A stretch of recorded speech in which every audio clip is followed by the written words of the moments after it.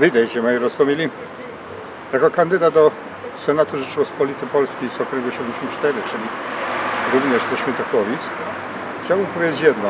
W Świętochłowicach, a nie tylko, widać, jak zaszkodziła po prostu Rzeczpospolita naszym terenom. Tu stoimy teraz przed ulicą, która kiedyś była jedną z najbardziej ruchliwych ulic w okolicy, gdzie życie gospodarcze na poziomie małych sklepików, dużych sklepów i mieszkańców było burzliwe i owocne. Jako mały chłopak przyjeżdżałem tutaj z rodzicami na zakupy z Nowego Bytomia. Tu można było kupić wszystko. Dziś jest to obraz rozpaczy i ruiny.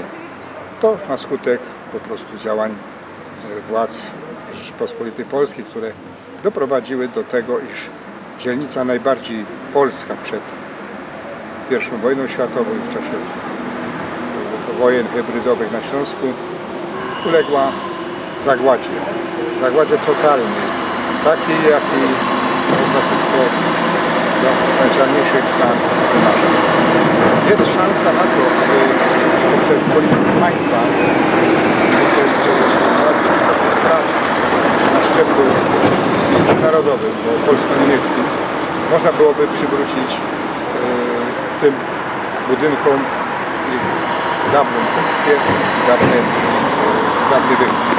Pokażę Wam teraz, jak to wygląda dziś ta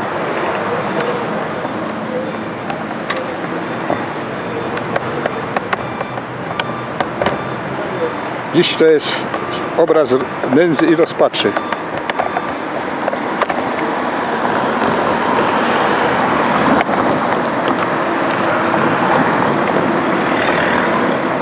A była to swego czasu bardzo ruchliwa ulica, bardzo dobrze zadbana, bo prywatna.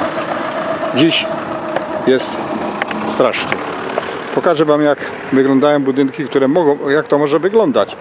Może to wyglądać również tak, jak to wygląda po tej stronie. A różnica jest tylko taka, że te budynki ładnie odnowione mają status właściciela, którym jest miasto.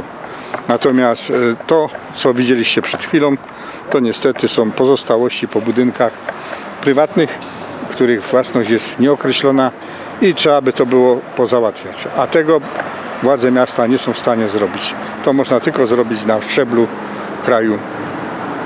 I mam nadzieję, że uda mi się to zrobić.